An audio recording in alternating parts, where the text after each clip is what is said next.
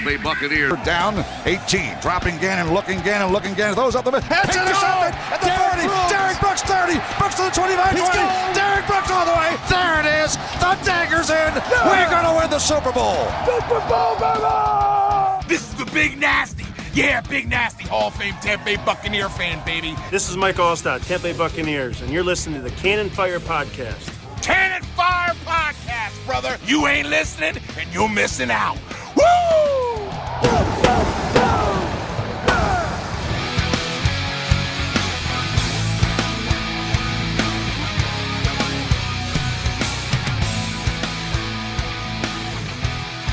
Welcome back, ladies and gentlemen, to a brand new edition of the Cannon Fire Podcast. Live on YouTube today for episode 190. Just 10 episodes away from the big 200. Welcome back to the show. I am your host, as always, Rhett Matthew. Joined alongside me, as always, my good buddy and co-host, Philly Bucs fan himself, Mr. Evan Wanish. We are here today to catch you guys up on all the latest out of Tampa Bay Buccaneers training camp.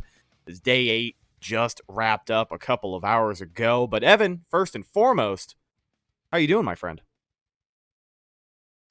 Doing quite well. It kind of felt like today was the best day of camp so far, I think. Felt like you heard a lot of things about the offense, but then just as much as you heard about the offense, you heard about the defense. And that's probably a perfect storm right there. And I think Coach Arian said as much in his press conference afterwards. So it's nice to see them, come together for a practice that was pretty much even. And in these training camps, when you're going up against each other, you kind of want it to be more even. You don't really want it to be lopsided on one way or the other. So it's nice to see. And the last time that we talked to you guys, the attitude is obviously much better. Between now and then, the Buccaneers put pads on, so they're a couple of days into the padded practices. But Bruce Arians was also not very happy with this team the last time we talked to you. He talked about how, you have to practice to win, not necessarily practice to practice. And obviously, we've seen that attitude come up a little bit more over these last few days, and that's a great, great sign. But let's talk about practice today. You did hear that it was probably one of the best practices in a while for both sides of the ball. I will say that I think the defense won the day. And it's funny because our buddy James was actually credentialed media out there today. And 20 minutes into practice, the lightning alarm rang and it sent them inside to the facility for the rest of the morning. So he wasn't able to see the rest of practice, but they did get a pretty good one in, which is always good to hear. But let's talk about this defense. Actually, really quickly, let's give a shout out to all of our people in the live chat. Neil L. hanging out, Rich, Pac-Man 504, our buddy Adam from Bucs UK hanging out from across the pond. We do appreciate you guys. And if you have any questions at all about camp, make sure you leave them in the chat. We'll read them and respond accordingly. But let's talk about all the latest. So rookie Chris Wilcox, actually, he was activated from the physically unable to perform list, though he did not practice today. We saw the same thing happen with O.J. Howard. His first day back out at practice, he wasn't really running around fully participating, but he was out there. So for the guys who are coming off of this list, it's always a good sign. And for Chris Wilcox, a rookie who really can't afford to miss that much time, with the really big day that the defensive backs had today, it kind of sucks that he wasn't out there any sooner, but the fact that he's off of the list has to be good, right? Yeah, it's a positive. He's facing an uphill battle because he was a rookie, but he was a 7th round pick to begin with. And he's a guy that, like, his chances of making the team weren't great to begin with, but now he wasn't even on the field to show what he has. This is going to have to be a big 2-3 weeks for him, I think. I really do. And I think he's a guy, if he's able to come back fully healthy, he's a guy that, yet again, is going to have to really show up in those preseason games. I know I'm saying that a ton, but I think with a lot of guys like that, they're going to have to prove it in game. So whether that's on special teams, whether that's at an actual cornerback spot, that's how he's going to have to prove it. Oh, yeah. Now, how about Jordan Whitehead as we continue the conversation on defensive backs? Today was his first day back out there actually participating. He did clear COVID protocol and he was out there the other day, but he wasn't, like I said before, wasn't participating fully in practice. So he was padded up, ready to go today. And he's a guy who's got some eyes on him because we know he was recovering from that shoulder surgery. So when you're returning from injury, obviously the spotlight's going to be a little bit brighter, but he definitely showed up and showed out today. A great first practice back. he snagged himself 2 interceptions from not just any quarterback in there, it was Tom Brady. So a really, really good day for Jordan Whitehead. And he said it himself, he's feeling great. So that's got to be huge for the safety position, right? Yeah, it's definitely. I mean, Whitehead last year was one of the more important pieces. I think that defense. I really do with how they like to blitz him and the role he plays. I think it's a really important piece. And obviously, he was a warrior playing because he injured his shoulder in that Packers game. Yeah, He left that game, tackle, the fumble. fumble. Yeah.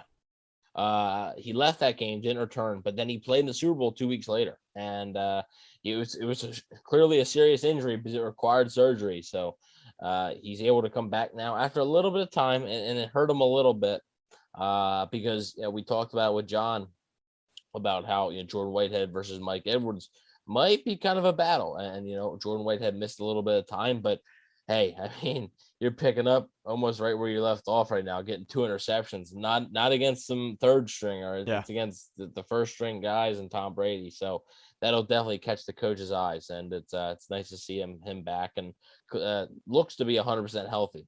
Absolutely. Now, with the absence of Whitehead at the safety position, some of those reps get mixed around a little bit.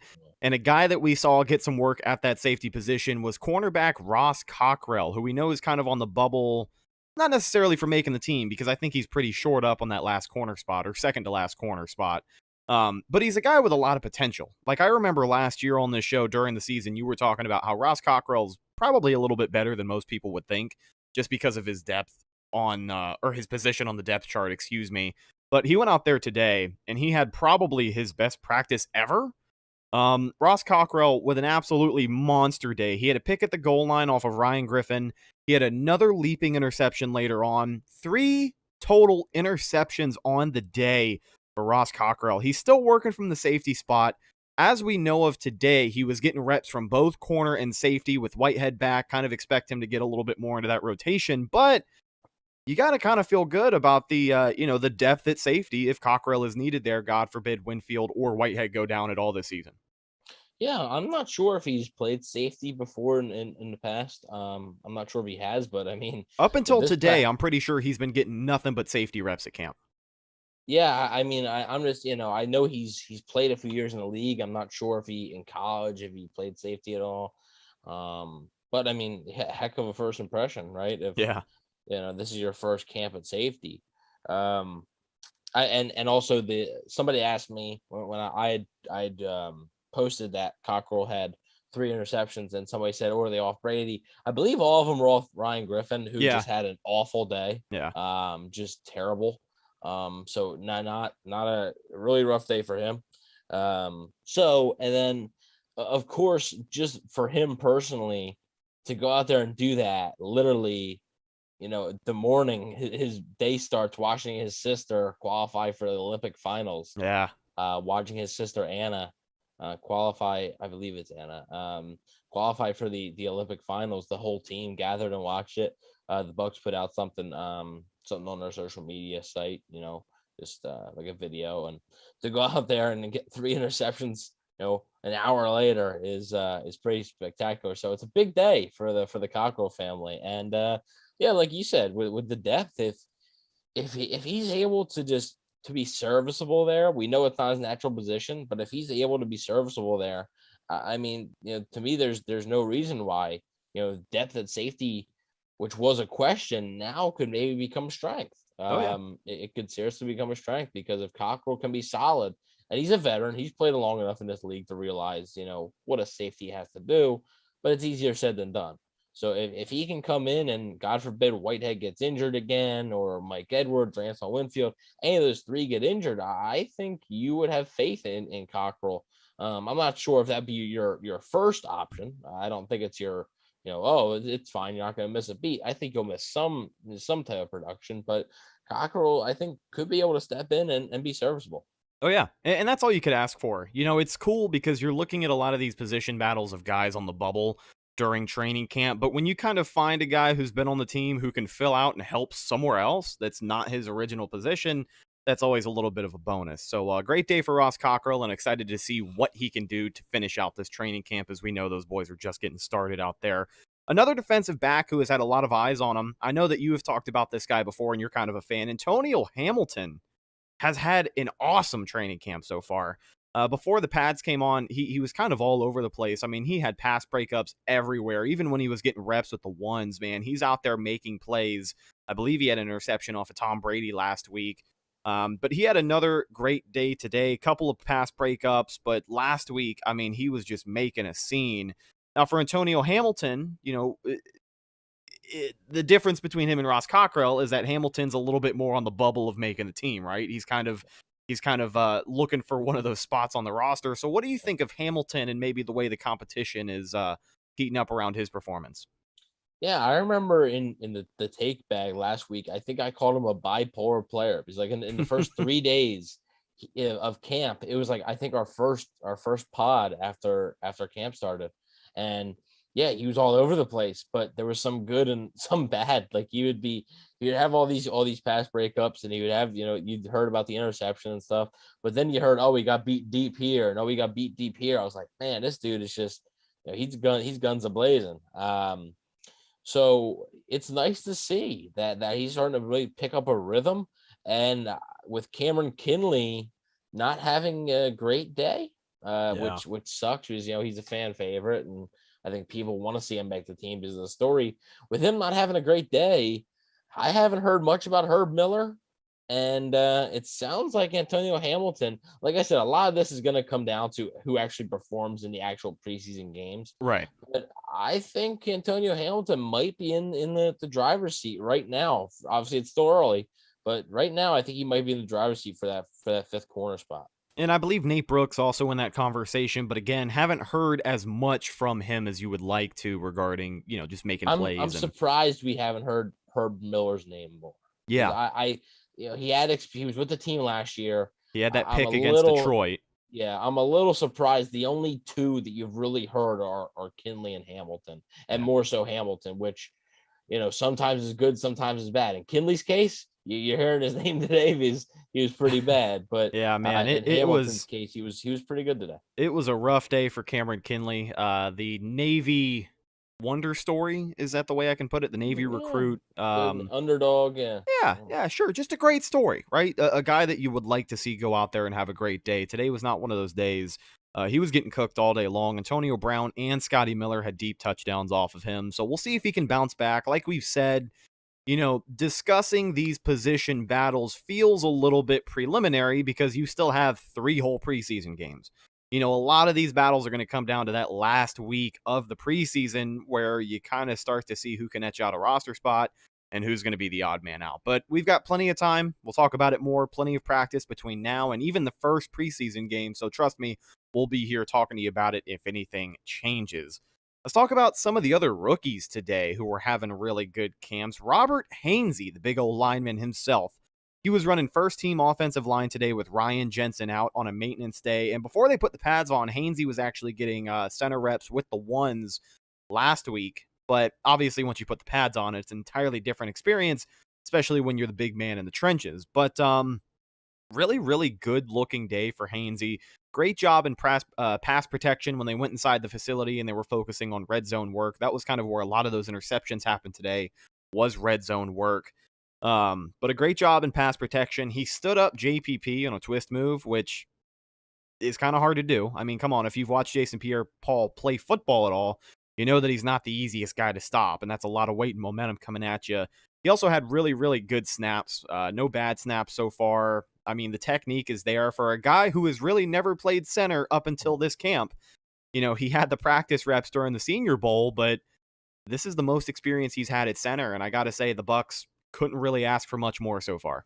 Yeah, no, I think that was a big reason the Bucs drafted him in the 3rd round. I think they saw at the Senior Bowl that he was able to play center, and they just wanted another option behind Ryan Jensen. Jensen's getting up there in age. He's a free agent after this year.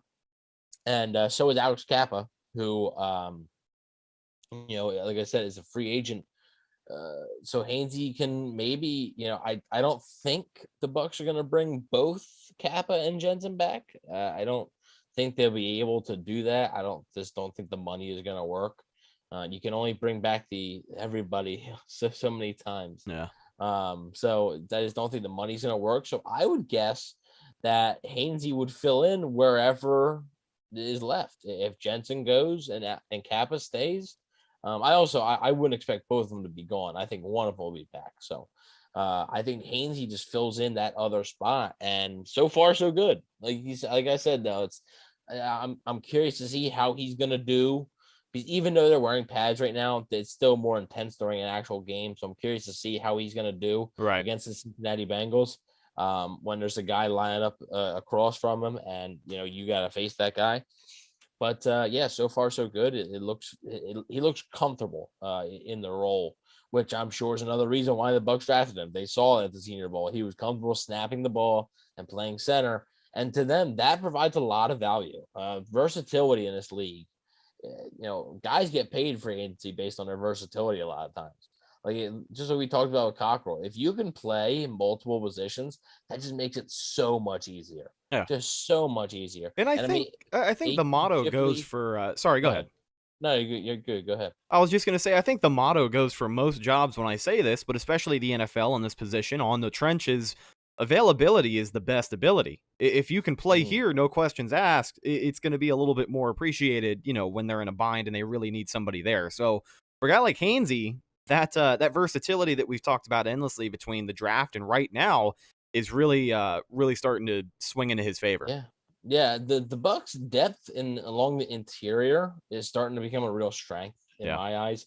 You have Aaron Stinney, and now you have Robert Hainsey. Those two guys, Stinney can play either guard side, and then Hainsey can play either center, it appears, or either guard side. I think he could probably play either guard side.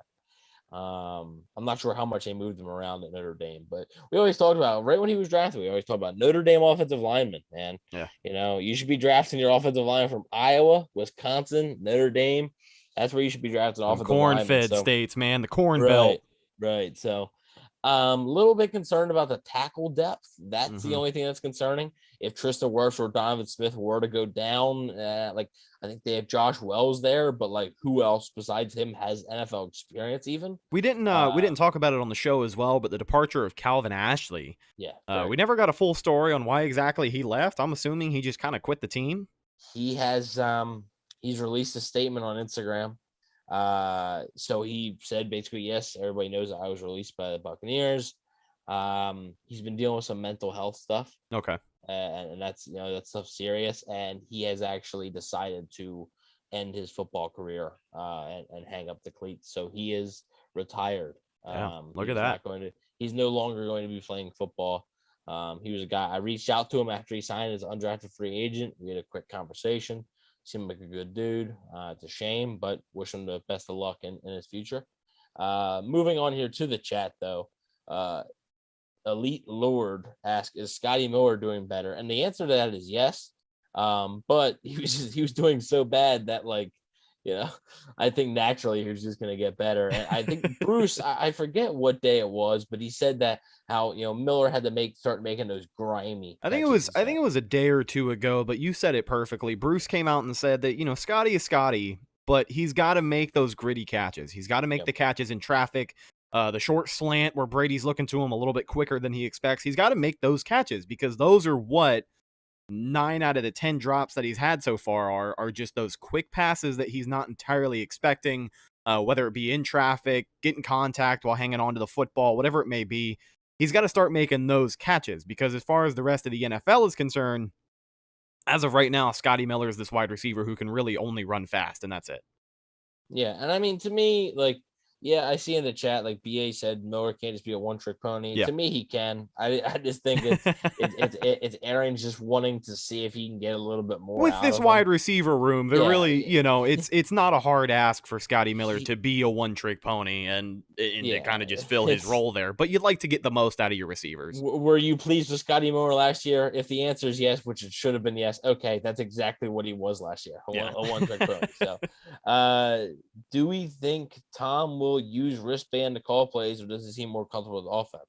I mean, I think you'll probably wear the wristband, and I'm sure he'll look to that for some audibles or whatever. But When I mean, was out there, I mean, I've seen him between reps kind of studying it, looking at the wristband, pointing at this play, pointing it that way. Obviously, I have no idea what he's saying out there, but I definitely have a good feeling that Tom Brady's got a really good, really good understanding of this offense, if not close to 100%. And I mean, he's got to be 100% better than he was this time last year at understanding the offense, right? of course. Yeah. Yeah. I mean, when he comes out and says that, like, mid-season, he barely knew what he was doing. I mean, and they right also around the had, Rams game, he started to actually figure it out. yeah, they had 4 extra games too. Yeah. So, I mean, and now you're going to have a preseason. I think by week 1, he'll have this offense memorized in his sleep. I think it probably memorized in his sleep after the Super Bowl even.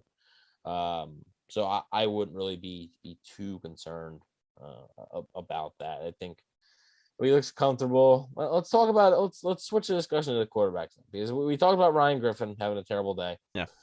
Kyle Trask had a better day, a pretty good day. You love to hear it. I mean, as far as, ranking the days for the quarterbacks go, Brady had a couple of interceptions, but come on, dude, he's Tom Brady. I mean, he's still going to be sharp. He still had a couple of great touchdowns to Mike Evans, who was doing Mike Evans things in the end zone. He was really good yesterday, too. Oh, yeah, man. Mike Evans is having a great camp. Not a lot of people talk about it because he is the wide receiver 1, but you got to appreciate what he's done so far out there. Had that awesome one-handed catch the other day that the Bucs put on social media. If you haven't checked it out, make sure you do. But I would say Brady had the best day. Trask probably had the second best day. Yeah. Because Gabbert did not have a good day, and then Ryan Griffin, as we had talked about, did not have a very good day either. So you kind of like what you see from Kyle Trask, huh, Evan? Do you? Coming around on the kid? Okay. Well, I mean, it's maybe a little bit of, getting comfortable again. Like we talked about last episode, getting comfortable. He, in his press conference the other day, he talked about getting up to the speed of the NFL. And the speed of that defense. Well, I mean, any NFL defense is going to be quicker than a college defense that you faced. And he had talked about it. He said, every level you go to, whether it's you go to high school and then you go to college, and high school to college, that's quicker. And then college to NFL, that's even quicker. So, yeah, it's an adjustment. And the only real action he had was in rookie minicamp when he's competing against other rookies, some of which aren't even going to come close to making this team, just because you have to fill out a 90-man roster for training camp. So now he's finally starting to compete against guys that are going to be major contributors for this team. I mean, not just some undrafted free agents, guys who have been there, done that, and are going to continue to do that this season, and are going to help this team win football games. And yeah, it's a difficult offense to learn. I would say it's one of the more difficult offenses in the NFL for a rookie to learn. Think of like when John Gruden was here and Chris Sims. Chris Sims couldn't figure it out, Oh yeah, dude. You've seen all the mic'd up over the years of him just forgetting plays 2 seconds after being told. Yeah, so I mean, it's it's difficult, and obviously John Gruden's offense is not Bruce Arians' offense, but I would say those 2 offenses are probably 2 of the most difficult offenses to really grasp. And I mean, when you have Tom Brady saying like, "Oh, it's mid-season and I didn't know what was going on," he can do that just because he's Tom Brady and he's that good. But like, there were games like by mid-season or whatever where we were saying, if you asked by week 10. Right? Let's say after week 10, if you asked how many games was Brady actually like really good at, you'd say what, 2, 3, probably. Like, how many games was he like really good at? The Vegas game. He started maybe the Chargers game. I know the Chargers game started with the pick 6, but after that he was untouchable. Yeah, I mean, other than that, like the Packers game, he didn't really have to do a whole lot. He managed that game. The Giants game, I didn't think he played very well. The Saints game, both Saints games were basically a debacle. Mm-hmm. So like, if it's taking him, if it's taking him that long, it's going to take Trask a little bit. And I mean, Tom Brady was a 21-year veteran at the time last year, and Trask is just coming into this. Now he's an experienced player. He's an older player, but at the same time, he's still a rookie. So it's good to see him have a nice day. I think this was probably his best day. To me, I think this was his first good day, if you want me honest. Yeah. Like I think just he had flashes in earlier in previous days, but I think today was like from start to finish his best day. Well, he didn't get a ton of action to start. Yeah. He really wasn't getting a ton of reps to start, but then when he did, he made him count today. So yeah, he had one dime of a touchdown to, I believe, Travis Johnson is his name. Johnson. It's like spelled Joneson, but I don't know if it's. I don't think it's Johnson though. Yeah, I don't think so either. But the wide receiver Travis, he had a really good deep connection to him today in the end zone, so you love to see it. But Kyle Trask, a lot of pressure on him because he is a rookie. But as we mentioned on the last show, there's plenty of time. You know what I mean? We're going to get the most meaningful reps out of him in those preseason games. So if by the third preseason game he clearly doesn't know what he's doing out there, then maybe we'll be in some trouble. But again, this is a guy who isn't going to be getting first team reps during a regular season game in hopefully 2 to 3 years. And that's just, that's just kind of blindly guessing how much longer Tom Brady's going to keep playing because it is his birthday tomorrow. And he's going to be turning 44. Bruce Arians actually already said that he's going to be getting the day off of camp tomorrow, which really sucks because tomorrow me and James are going to be able to go to camp again. And, of course, we're not going to be able to see Brady throw. That's like the second time in 3 visits to camp that we didn't see Brady throw. Well, there will be another vlog then, too, right? Yes, there will. There was supposed to be one on Saturday, the first day of pads. I was supposed to go out there, but I kind of had some last-minute stuff in the morning that I just, kind of ruined my plans, so I didn't end up going. But we will for sure be out there tomorrow, which means you can expect another training camp vlog. Excited to be filming those guys in full pads because those reps are just so fun to watch. And everything gets much more competitive when it's, one-on-ones, 11-on-11s in full pads. It's full live action, and it's the first live action these guys have played in months. So we're very, very excited. Let's talk about some more rookies. I want to talk about the first-round draft pick, Mr. Joe Tryon. Coming into this camp, actually right after the draft, the big concern was, this guy sat out of his 2020 season. He has not worn pads since 2019. He has not worn pads since he was in college in 2019. He took his first few live action reps, and according to Bruce Arians, he is kicking guys' asses. Donovan Smith and Tristan Wirfs have been having a little bit of trouble with Joe Tryon. 2 years after not wearing pads, apparently it's barely a hurdle for him to kind of get back up to speed with the game, which is, kind of like Hainsey. Exactly what you'd love to hear. And as far as the Bucs are concerned, I don't think they can ask for much more out of him so far. Yeah, I mean, if Joe Tryon can come in here and be not the type of rookie that I expect him to be, not the type of guy to get, 3 or 4 sacks. Mm-hmm. If he can come in and be the type of rookie that gets 8 sacks, 9 sacks, like if he can be like, remember Max Crosby in Vegas in 2019? Oh yeah, dude, he went nuts. His rookie season, he got 8 sacks. If he can be that type of player, that to me changes the perception of this defense and what they can do. I really believe that. Oh, 100%. I think, dude, I even back to 2019, even 2018, this team, and I've talked about it. I think that one of the biggest needs that this team has had, and they've just ignored for so long, is that third edge rusher, that third option. And now if they finally have that in year 1 of Joe Tryon, and he can be an explosive player that can make a difference, I'm not sure how you stop that defensive line then, because if he's that type of guy, and let's say JPP's knee is okay and it's not really catching up to him at all, he doesn't really show age or anything, and Shaq Barrett can be Shaq Barrett, man, as long as everybody stays healthy, I'm not sure. Now, I mean, that still doesn't mean the expectations for Joe Tryon has to be 8 sacks. Like that's still like, that's on the high end. Like, he's still a rookie, and it's not like he was the 6th overall pick. He was 32nd overall pick. So it's not like this guy is some, some A+ prospect, or else he wouldn't have been there at 32. There's clearly some flaws, but man, it's nice to see that type of guy who hasn't played football in that long. And I'm sure that was a concern for the Bucs. A lot of guys that didn't play football for a while. And James with the super chat. Fortunately, it's James. So I had Heck to yeah, shout him thanks, out. buddy. Unfortunately, it's him, so I have to shout him out. But maybe he can. I mean, he's slacking off at work, so I don't know. He's given money to his favorite channel on company time. I mean, Yeah. I'm happy with it. I'm glad he's here. Thanks for watching, James. I don't know if the Tampa Bay Rays would be too happy with it. But, anyways, this is not a Rays podcast. Thank God. So you're not a great multitasker at all. But anyways, I Bucs Time says heard Tryon could have been top 15, but took the year off. I mean, he could have. You never know, because if he plays and he sucks, he's not even a first round pick.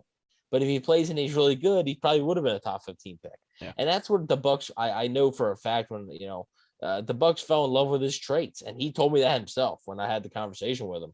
He told me that they really like the traits he has, and he's a very raw player. Yeah. But man, if he hits his ceiling, this is a guy that's going to get you probably not 17, 18 sacks a year. He's not that type of guy, but this is a guy that's going to consistently get you 10 to 12 sacks a year. He's going to be able to play multiple positions, and you're going to be able to move him around, drop him into coverage a little bit. You're going to have to be able to have some fun with him. But I'm talking like 3 years down the line. Right. How much of a boost would that be if that was basically year one? I'm not saying it will be, but how much of a boost would that be if that was year one Joe Tryon? Now, let me ask you. That would change to me the whole direction of this defense. Oh, 100%. And we've actually seen him getting reps, dropping back into coverage so far in this camp. It'll be interesting to see how Bowles kind of finds ways to use him throughout the season, because I'm sure it's a learning process for both him and Joe. Our buddy Art in the live chat brought up a great point. He said if Joe Tryon gets a few series or 3, 4 third and longs, 1 sack every other game does not seem like a crazy expectation. If he can beat Tristan Wirfs on a daily basis, he can beat anyone in the NFL on a weekly basis. And that is a great point, because Tristan Wirfs is not a slouch. Only 1 sack allowed last year. And I mean, for a rookie heading into his second year, he really is a top 5 right tackle in the NFL, and I will not hear otherwise, but I'm excited to see what he does this year. But let me ask you about Joe Tryon. If he's more productive than people are expecting, and he etches out a bigger role than we expected him to, what does this defense kind of look like with Joe Tryon being, a bigger featured player than we would have expected? Yeah, well, in the regular season, I would think that means that JPP is going to get more rest, and we're going to see JPP less. I think it would be JPP would be the guy to see less time. Especially considering you just shell out a big contract for Shaq Barrett. You're not going to hold that guy back from reps. Yeah, and I mean, JPP is a free agent at the end of this year, and maybe they just tell him, dude, take it easy in the regular season. We're going to need you more in the playoffs. Right. Like, they'll need JPP more in the playoffs than they need him in the regular season if Joe Tryon is that productive. If Joe Tryon comes out and he's flat and he's just, he's basically Noah Spence in a preseason where Noah Spence was going up against like 3rd and 4th stringers and he was looking at anything. Yeah, I remember that preseason. You know how much I love Noah Spence. I still do. Oh yeah, we were big Noah Spence fans on this show. I mean, I still tell people they're like amazed. 2016, they drafted him in the 2nd round. I was ready to draft Noah Spence at number 9 overall that year.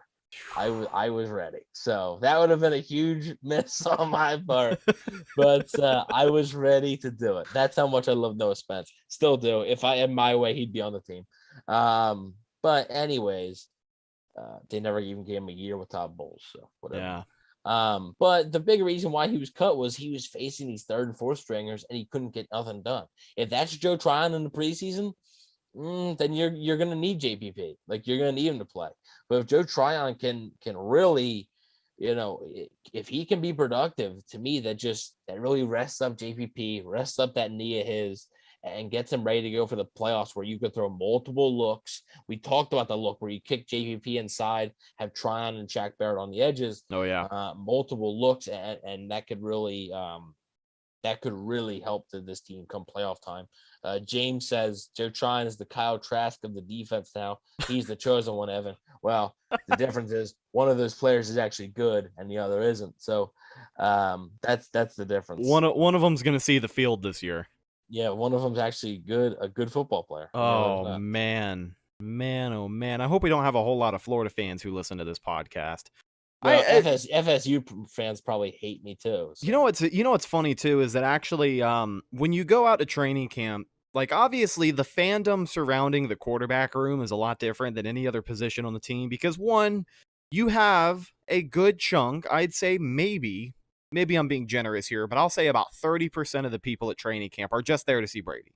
Right? I'm sure. All the middle-aged moms who break out their phone when he walks close to the benches, like I was watching the other day. Like everybody's excited about Tom Brady. Where's Brady and Gronkowski? Right. Where's Brady and Gronk? But the other group, it's not as big of a group, but I'd say maybe 10% of the people there are solely focused on Kyle Trask. Because every time he takes a rep, there's a couple of people in the audience who are like, "Come on, Kyle, show me something, man. Come on, Kyle."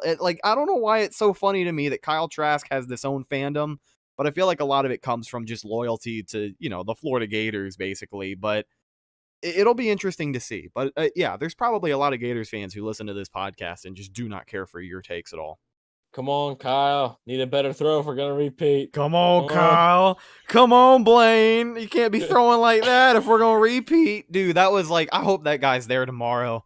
Because he was pissing people off, but it was pretty funny after a while. I'd love to just hear him yelling at, pointless players. I forgot the name of the backup kicker now, wearing number 19. I don't remember. Roberto Aguayo? Basically, that's what I want to think of when I see a kicker trot out there with 19. But, I'd love for him to miss a kick, and the guy goes, "Come on, man. We can't repeat if you're missing those kicks." The backup long snapper. Bad snap. We're not gonna repeat. Yeah. Come on, Wells. We're not gonna repeat with you blocking like that. That's funny. Jose Borregales. Is that his actual name? I believe that is his name. Mr. Bucs Nation in the chat. Know this person? Yes, James actually pointed him out to me when we were there the other day.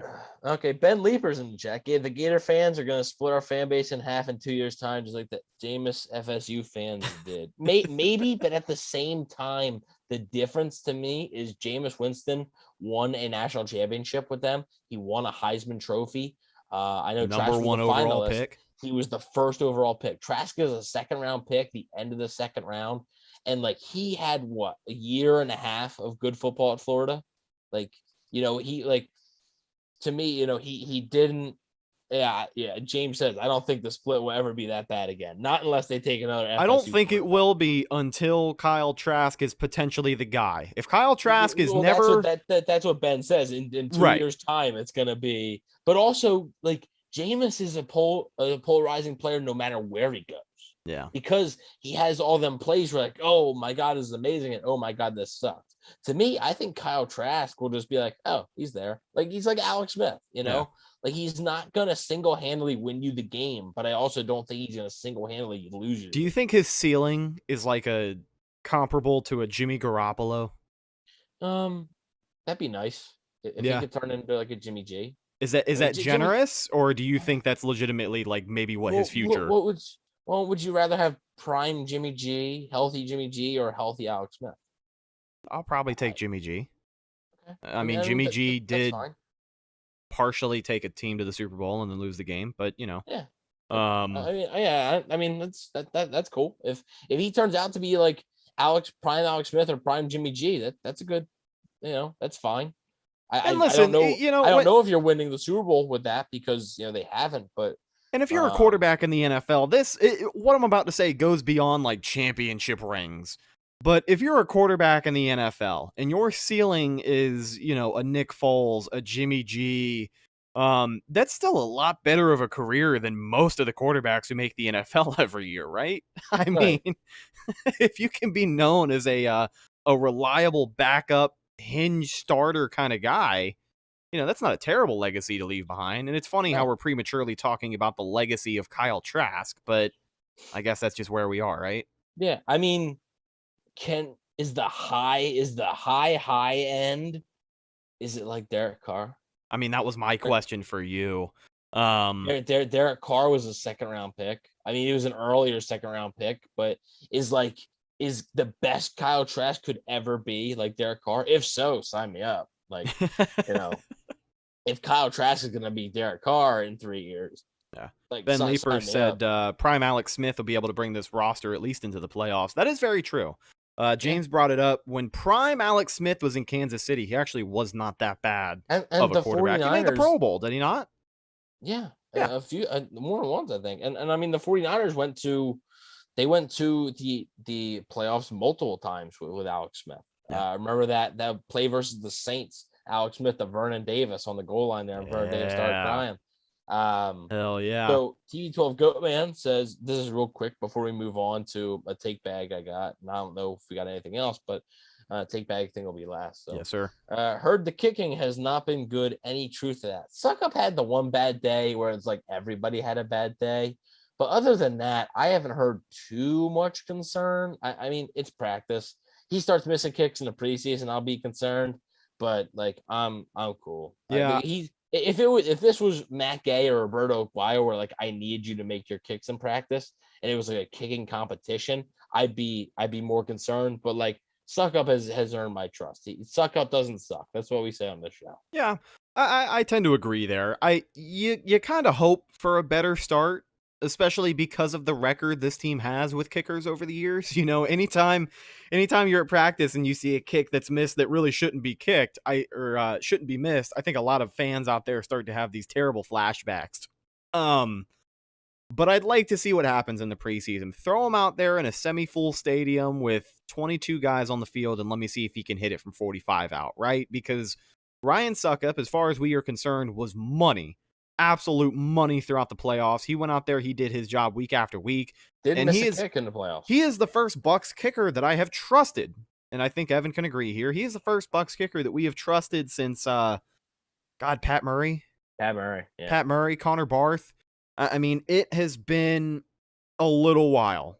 So until I see it get worse, I'm not going to have any terrible doubts about it. If I see him miss, an extra point or something in the preseason, that's a cause for concern. Right. That is. Right. Mr. Bucs Nation says Ryan Suckup is the best franchise player to ever wear number 3. Why does he steal my joke? Because I've said this. So ready to roll the Cowgirls. They are 24/7 on the NFL Network, ready to bring them back to reality. Yeah, I mean, the Cowboys, man, everybody is expecting huge things out of that. It was, okay, so the reason that's happening is because I don't know if you saw Mike McCarthy's press conference a little while ago where he rolled up looking like the goddamn Terminator. But he had like the full beard, sunglasses, aviators, actually. Mike McCarthy is looking big and bad in Dallas this year. Now they're probably still a 7-10 football team, but that week 1 matchup is pretty interesting. Because is there some uncertainty with Dak Prescott right now? Is that what I'm hearing? Well, that's what Ben Lieber actually asked. Do you guys think Dak's injury could be enough to affect his play week 1? I don't know. I don't think so. I mean, the week 1's still 6 weeks away. I don't think so. I don't know if he's going to play at all in the preseason. Yeah. To me, the more concerned if I was a Dallas fan or a coach would be like he hasn't seen like live action in a long time. So that would be my biggest concern. But as far as like 100% health, I think he'll be 100% healthy for week 1. So I wouldn't really be, like if I'm a Bucs fan, I'm not really thinking, oh, they're gonna play whoever, Right. No, I really wouldn't expect them to be playing the backup. I would be surprised. I think Dak will be 100% ready to go, and it'll be a fun matchup. But yeah, I mean, we'll obviously, our season prediction show is quickly approaching, so it'll be a fun matchup. But I mean, it's still not good for Dak to miss this time, so yeah, it'll definitely affect him. But I don't think it'll affect him so much that like either A, he won't be able to play week 1, or 2, like he'll just be like barely able to move. Yeah. It'll definitely be interesting to watch. And of course, we'll get into a lot more detail about that matchup on the season prediction show. Like Evan mentioned, coming up quick before the end of this week, you guys are going to have that. We should be live. I think we'll probably end up doing it live. So make sure you subscribe to the channel so you do not miss out on whenever that may will be. And you can also follow us on social media, Facebook, Instagram, and Twitter. All of those are Cannon Fire Podcast. Best place to go for updates on the show. And of course, Bucs news as it happens. So if you want to find out when that's going to be, you can go check us out there. We also have another announcement coming soon, probably also this week. We're not going to say too much here on the show, but if you guys are local to the Tampa Bay area, you should be really excited about this one because we are super pumped to bring it to you. But ladies and gentlemen, every single week here on the show, we end it with a little segment from Evan's Take Bag. So the Philly Bucs fan, the floor is yours, my friend. Take it away. Oh, I love it, dude. The brown lunch bag full of takes. Let's see what I got in here. If you guys aren't checking us out with video over on YouTube, you need to, because now we have some visual gags. Let's see what I have in here. All right. Okay, I don't actually have anything. Oh, there's nothing in there. It's an empty bag. Well, for one, before I forget this comment, James says Evan is the best Bucs YouTuber to wear a TB12 hat. Prove me wrong. That's true. I don't know. Is there another YouTuber that wears a TB12 hat? Let me know. I don't know if James is throwing shade at somebody or not. I don't know. I don't think so. I think you're good. All right. Okay. Antonio Brown, I think, has been the Bucs' best receiver in camp. Today he was just ridiculous. I mean, John Ledyard, who was obviously a big Steelers fan, was on the show last week. He basically said that today he tweeted like AB would do this all the time in practices in Pittsburgh. Like he was unstoppable. A lot of the highlights you see are to Antonio Brown, the double pump where Brown was wide open, and he dunked on the goal line. You guys were there for that one. Yeah. And then I believe yesterday they posted another clip of Antonio Brown. And then today he burned Cameron Kinley a lot, and he's looked awesome. And I think you haven't heard too much about Chris Godwin. It's been Mike Evans, Antonio Brown, Jalen Darden pretty much. Yeah. But I think Antonio Brown's been the best receiver. I really do. I'm not saying he's going to be the best receiver. I think in camp, though, he's been their best receiver, which if you're going to get a full season of that Antonio Brown, if you're going to get a full season of that Joe Tryon, that makes things a lot scarier. Switch to the defense. Mike Edwards might win the starting safety job, free safety, strong safety. I like it. By default. And I think it's by default because Jordan Whitehead missed that time. And Edwards has just looked awesome in that missed time. Edwards, he had a deep ball interception off of Tom Brady last week. He did hurt himself, and I think he knocked the wind out of himself, and he's been fine and practicing every day since. But I mean, Mike Edwards, let's not forget, is a guy who was unanimously voted best hands on the defense by his teammates. And, that's not a defense that you can kind of sneeze off their opinion. So Mike Edwards pretty promising so far, but I like that one, man. I think he's a little bit of an unsung hero on that defense for sure, especially in the defensive backs room. I still think Jordan Whitehead is a good player. I just think Mike Edwards might be really blossoming here, man. I really do. If he's not the full-blown starter, I think you might see a 50-50 split in snaps this season between him and Jordan Whitehead. And the last thing I have is a quick one. It's a quick take bag today. Can you just hey Bucs, and pretty much the NFL, because all NFL teams are doing this now. It used to be so fun to watch training camp because you were able to watch it, and now you can't. Just let credentialed media be able to take video of the plays that happen in practice. Yeah, I don't know what that whole thing is. Like, most of these credentialed guys will go on Twitter and say, here was a great play by this player to this player. Does anybody have a video of it I can use? Yeah. Like, that's weird. I mean, when the fans from the stands are able to take the videos, but you're a credentialed media member working for a living and you can't take a video, like, come on. The fans are able to do it. It's just sitting there. They're able to videotape the entire practice, but you can't take a 15-second clip of a play. You can only take 30 minutes, the first 30 minutes of practice. You can take video and that's it. Right. Just the warm-ups. Yeah. And it's not just the Bucs. It's like every NFL team. And it always comes down to them.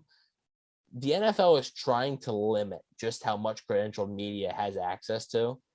And I think it's ridiculous. I really think it's pitiful.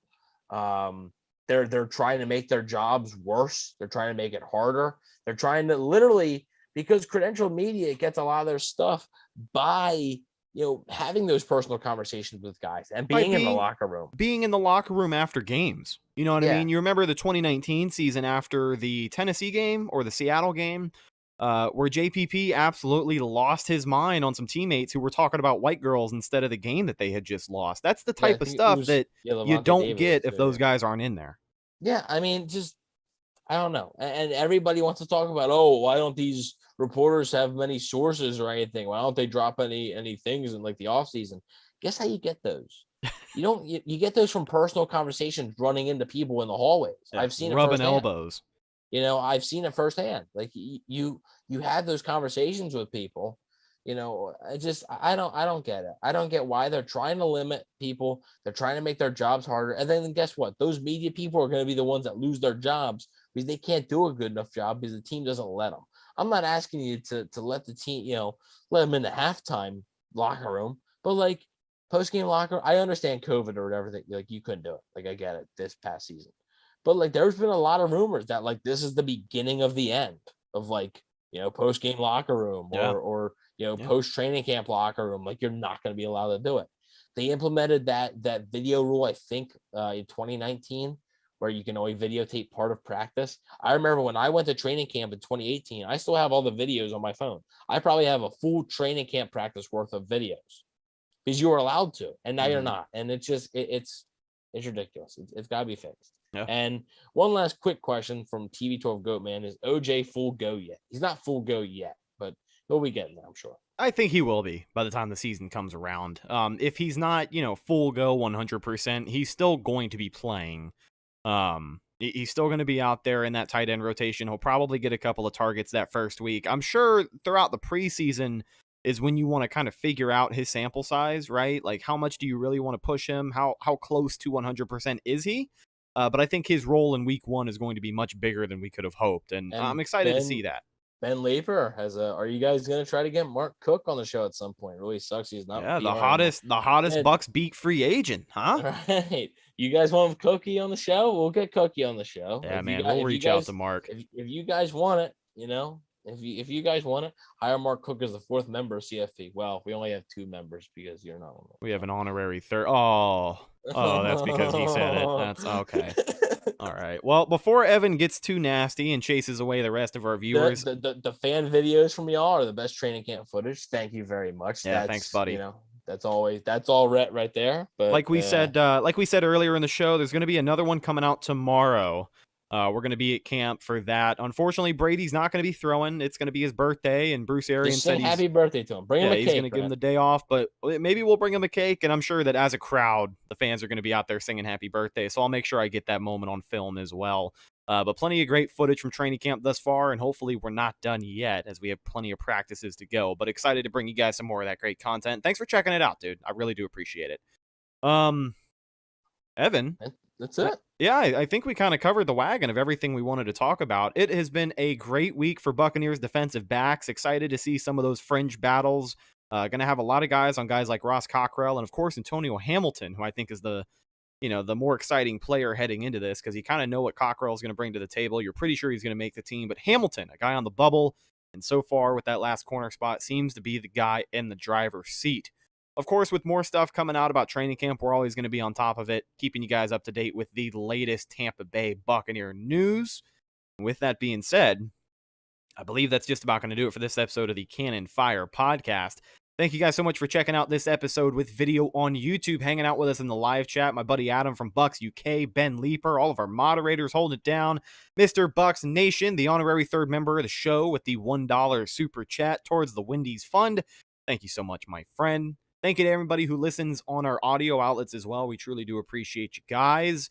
And if you're on video and you want to listen to the show, like I just mentioned, check us out on any podcast outlet, Google Podcasts, Apple Podcasts, Spotify, all of that good stuff. We are on each and every single one.